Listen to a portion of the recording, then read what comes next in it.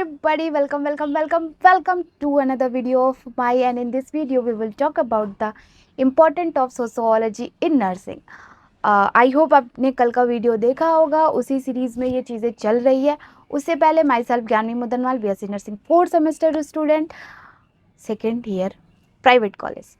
इसी जानकारी के साथ आपने अगर कल का वीडियो देखा होगा तो मैंने जैसे कि बताया कि मैं अब लेक्चर स्टार्ट करूंगी सोशियोलॉजी का विथ प्रॉपर नोट्स. उसके बाद मैं और सब्जेक्ट का कुछ चीज़ें देखूंगी.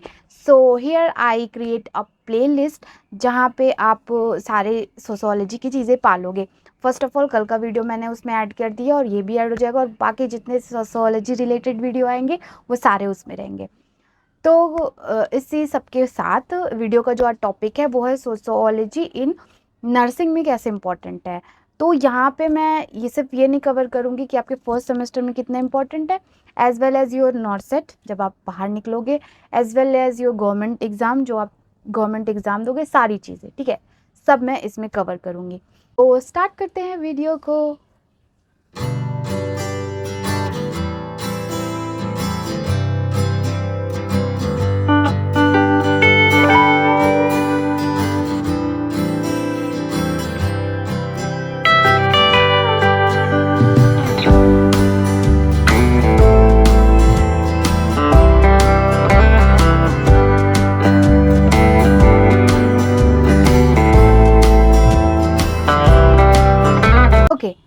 So first of all nursing में सोशियोलॉजी का क्या काम. सोशियोलॉजी तो एक साइंस भी हम उसको नहीं बोलते, हम पूछते भी थे लोगों से क्या स्ट्रीम लिया, साइंस. तो साइंस में सोशियोलॉजी के साथ physics chemistry biology, that's it, उसके साथ मैथ. तो बहुत कन्फ्यूज़न है कि सोशियोलॉजी अब क्यों है. तो उसके बारे में मैं छोटी सी जानकारी आपको दे दूँ. एज अ नर्स आपको सोसाइटी में काम करना है, एज अ नर्स आपको समाज में काम करना है, आपको लोगों के बीच में काम करना है. आपको जो स्किल सिखाई जा रही है, आपको जो चीज़ें बताई जा रही है, आपको जो दवा बताया जा रहा है, आपको जो बीमारी बताई जा रही है, वो सोसाइटी में रहने वाले लोगों को ही होगी. That's why the sociology is important. अगर आपको सोशियोलॉजी के बारे में पता होगा तो आप चीज़ों को ज़्यादा बेटरली हैंडल कर पाओगे.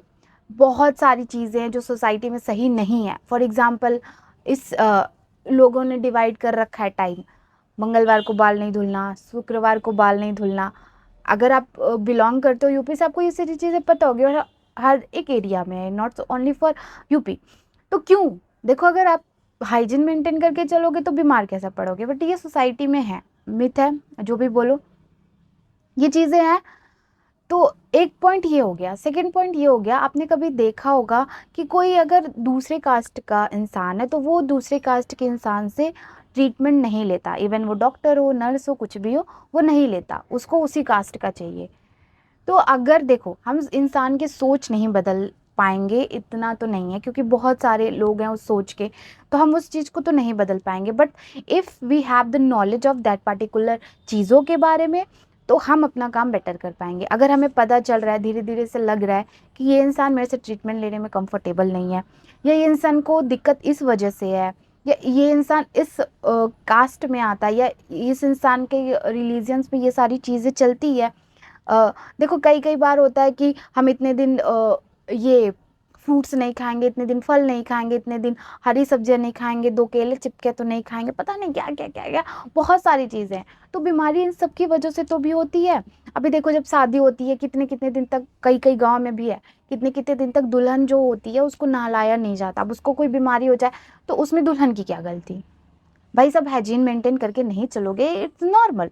बट लोगों को ये चीज़ें समझ में नहीं आती. So that's why the sociology is important in your nursing for your better information, for your better knowledge. तो आई थिंक आपको समझ में आ गया होगा सोशियोलॉजी क्यों इम्पॉर्टेंट है. इसीलिए क्योंकि आपको सोसाइटी के अंदर काम करना है. और इसको फर्स्ट सेमेस्टर में क्यों रखा गया, बिकॉज बहुत बेसिक सब्जेक्ट है, बहुत इसको डीप में आपको इतना ज़्यादा नहीं जाना, जस्ट ऊपर ऊपर से आपको चीज़ें पता रहनी चाहिए. इस हिसाब से कुछ चीज़ें हैं जो ज़्यादा इंपॉर्टेंट है, तो इसीलिए सोशियोलॉजी इंपॉर्टेंट है. एकेडमिक की तो बात हो गई, नर्सिंग में क्यों है उसकी बात हो गई. नेक्स्ट हम अभी गवर्नमेंट एग्ज़ाम जो भी होते हैं उसमें सोशियोलॉजी का क्या रोल है, सोशियोलॉजी सब्जेक्ट का, वो देख लेते हैं. तो देखो सोशियोलॉजी का ना, जो गवर्नमेंट में एग्ज़ाम बोलूँ, it's not a major subject, बहुत माइनर सब्जेक्ट है. मैं बोलूँ तो नाम भी नहीं आता। ऐसा है कि अगर आप गूगल पे भी टाइप करो सोशियोलॉजी फॉर नॉर्सेट, इक्का दुक्का वीडियो मिल जाएगा आपको। तो क्या है कि इतना ज़्यादा क्वेश्चन इससे नहीं पूछे जाते। एक दो क्वेश्चन आ जाए तो अगर आप अभी से उस चीज़ को प्रिपेयर करके चलो तो कोई प्रॉब्लम ही नहीं होगी। और एक दो सोचो आप 100 क्वेश्चन दे रखा है, उस 100 में से आप 90 क्वेश्चन पे ध्यान दोगे कि उस 10 क्वेश्चन पे ध्यान दोगे। तो यही सारी चीज़ें सोशियोलॉजी बहुत ज़्यादा डीप में नहीं पूछता। गवर्नमेंट एग्ज़ाम जो भी होते हैं उसमें चीज़ें ये सब नहीं पूछी जाती। प्लस आपके एकेडमिक में भी क्यों ज़रूरी है वो भी मैंने बता दिया। उसके बाद मैं एक चीज़ और बोलूँ कि बहुत सिंपल सब्जेक्ट है, कुछ इतना टफ नहीं है। आप सोसाइटी में रहते हो, आप आसमान में तो हो नहीं, सोसाइटी में हो, तो चीज़ें आप बना के इसमें लिख सकते हो। अपनी इंग्लिश जब आप इम्प्रूव करोगे आपके साथ ये सारी चीज़ें अपने आप हो जाएगी। तो सोशियोलॉजी के लिए इतना ज़्यादा डरने की ज़रूरत नहीं है। जस्ट अब बहुत बहुत सिंपल, बहुत ईजी, मैं कहूँ नर्सिंग का सबसे ईजी सब्जेक्ट अगर मुझे कोई कहे बोलने को तो दैट इज सोशियोलॉजी, क्योंकि बहुत इंटरेस्टिंग है। मतलब इतना ज़्यादा, मतलब आसपास ये चीज़ें हो रही है, हमने आंखों से देख रखी है। इसमें हम लोगों के मैरिज कल्चर के बारे में पढ़ते हैं, मैरिज कितने टाइप के होते हैं, फैमिली क्या होती है, फैमिली प्लानिंग किस तरीके से करनी चाहिए, सोशल अब्यूज़ क्या होता है, प्रोस्टिट्यूशन क्या होता है, ये सारी चीज़ें ना जो हम जानते हैं समाज में, वही चीज़ें हमें पढ़नी होती है। बहुत ईजी सब्जेक्ट और मुझे बहुत इंटरेस्टिंग लगता है। तो इसी के साथ साथ इस वीडियो में बस इतना ही, और मैंने समझाने की कोशिश की सोशियोलॉजी नर्सिंग में क्यों है, क्यों ज़रूरी है, आपको इससे क्या समझ में आएगा और इसको फर्स्ट सेमेस्टर में क्यों दिया रखा है, प्लस आपको आपके गवर्नमेंट एग्जाम में कैसे हेल्प करेगा।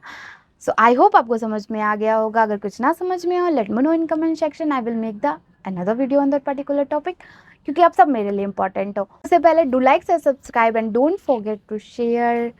हो, I need your help. Thank you so much to join me. Thank you. Bye bye.